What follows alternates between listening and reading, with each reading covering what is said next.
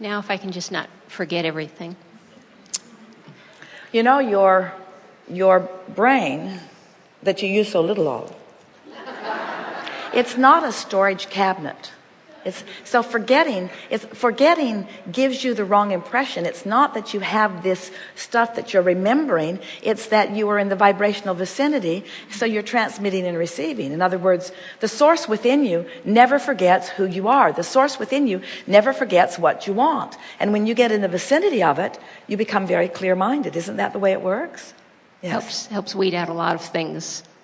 I just have to thank you for today, because I think today's seminar is just for me.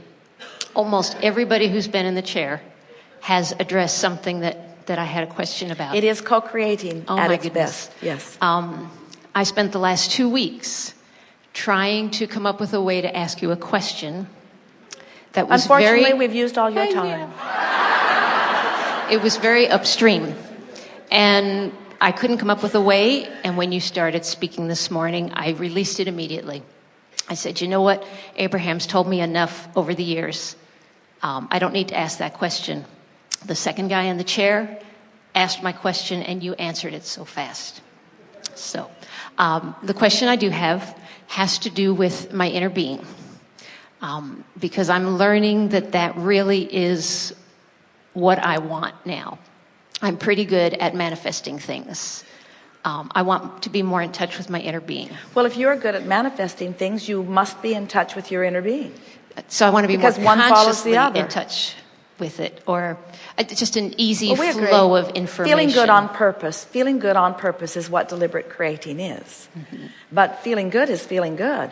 Absence of resistance is allowing, and it's a wonderful thing. Good. So why is this a pointed thing for you? Why do you want when you say I want to be in touch with my inner being, is that coming from the standpoint that I'm not and I want to be? Or is that coming from the standpoint that I am and I want to keep it going? It's coming from the standpoint that I think I'm doing it, and I'm not. I must be doing it, but I don't feel that I'm sure. Well, there are two ways to know. In other words, you can tell by the way you feel, and you can tell by what's manifesting. So if good things are manifesting, and they are, and you're feeling good, and you say you are, then you must be, for the most part, in alignment. Okay. So what makes you question it? I have a specific issue I'd like to, not an issue, but just a question about some dreams I had. I try to shorten this up a little bit. Last year when I knew I was coming here, I started having a few dreams, very lucid dreams, where I was laying in bed and I could actually feel my legs rising off the bed, to the point where I thought I woke up and saw them that way. Okay, that was last year. It didn't happen again for a year. A few weeks ago, I had 2 dreams a few days in a row. One was very clear to me. I had 3 dreams. I had one dream. I woke up, I forget what it was about, but I knew definitely that I was telling myself I was creating what happened to me in the dream. I felt very good about that because it just applied to my life. Fell back asleep, dreamt a totally different dream, same thing. This happened 3 times in a row. I woke up from that, I felt pretty good. 2 or 3 days later, I had a frightening dream. It started out where I felt the legs moving up, but it didn't feel right. It didn't feel like I was in control of it. And it was almost like somebody turned me on my head. Then after that, I felt really a presence of someone grabbing me from behind, and it wasn't friendly. And this is not me at all. I don't worry about this kind of thing. I don't think about this kind of thing. But grabbing me from behind and would not let me go. And again, it was a lucid dream, and I thought I looked over to where my husband normally lays, and there was a woman there, and she reached out to grab my arm, and I could feel her arm. Then I felt very bound, but I did request, let me go. I don't want this to Well, happen. let's start with the premise, with the law, with the fact, with the truth, and with something that you know. And we know you know it because you have spoken it already here.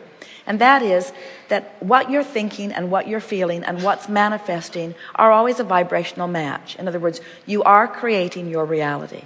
And then we take it further. We said it here today already, that what's happening in your dream state, even let's make it more clear, what's manifesting in your dream state. Now, it's fair to call it a manifestation, isn't it? Because sometimes your dreams are so vivid.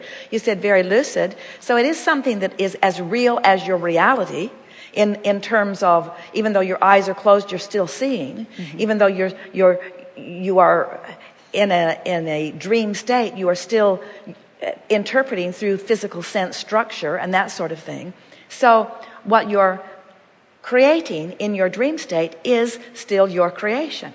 So we think it is a nice thing that in your quest to understand how this all works, that you had a series of dreams. You had dreams where you felt your vibration raising. You actually felt a physical difference in your physical body, which is always the case. When your vibration raises, especially when you first feel it raising, there's always a difference. In the beginning, when Esther would stand at the podium to receive us, she would always swoon a little bit as the energies that she was focused within and the energies of Abraham would blend together.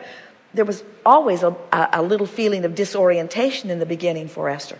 But over time, as she acclimated more and more to the energy of Abraham, that feeling of orientation no longer was there. She's there while she still relaxes and sets forth her intentions to hear us clearly and to translate clearly. Still, her vibration is with us by the time she gets to the podium, so she does not experience that. So the first dream you had was you feeling the acclimation of your energy moving up. And then you had another dream where you were consciously aware. And we think it is a wonderful thing because in that dream, you received clear insight that said, you do create your dreams. You create your dreams. And we think it is so nice that you would have a dream that says you create your dream reality right before you create a dream reality that feels like someone else is asserting themselves into your experience. In other words, there's something going on. There's something going on in your vibration. Which you answered when the other gentleman came in the chair, so we don't need to talk about it something going on in your vibration, which we're hard to head off. Something in your vibration that is present. In other words, and it's what we were talking about earlier. If you're very sensitive to emotion and you catch when it's off, and you know it's off, and you catch it early on and release the resistance, then it doesn't go further. But if you don't, it will get bigger. It always does, until there will be some sort of further demonstration of the discord. It's just the way that it is. There are a number of things that we like to say about the awareness of the discord. First of all, please remember and always understand that we don't see negative emotion as a bad thing. We see it as a clarifying thing. If you don't have the ability to focus, we've had quite a bit of conversation today about physical bodies and about brains and about consciousnesses and about scientists. And if you are not deliberately focusing, then you are focusing in response to whatever is going on around you that's dominant. In other words, if you don't set your own goals, you become part of other people's goals, so to speak. If you're not aware of the vibration that you're reaching for, and if you are not deliberately feeling your way or tuning your way to the vibration of your source energy and your vortex and all that you want, then there could be something in your environment that's loud enough, the drum is beating loud enough, that you are giving it your attention. In your attention to it, there is some resistance that then shows up in some other way. If we were standing in your physical shoes and we got a tickle in our throat or a sore throat or worse, if we had some physical demonstration of resistance, rather than beating up on ourselves for not having recognized it earlier, we would instead say, isn't it nice that eventually I become aware of my resistance? Whether it's through a sore throat, whether it's through the losing of a voice, whether it's through a bedridden illness, it doesn't matter what it is, sooner or later, now that I know what I know, can be aware of my resistance. And when I'm aware of my resistance, that's the most important step. And then every time you just make a determination to catch it in the earlier subtle stages. It's nice that you're dreaming it rather than living it, because the dream can come. A dream ridden with resistance can manifest much easier in your experience than real life, what you call materialization or manifestation. And that's a good thing. That means you can manifest more quickly in your dreams, both wanted and unwanted. So it gives you an opportunity to evaluate where you are. Yes? Yes. Yes, thank you so much. Yes, indeed.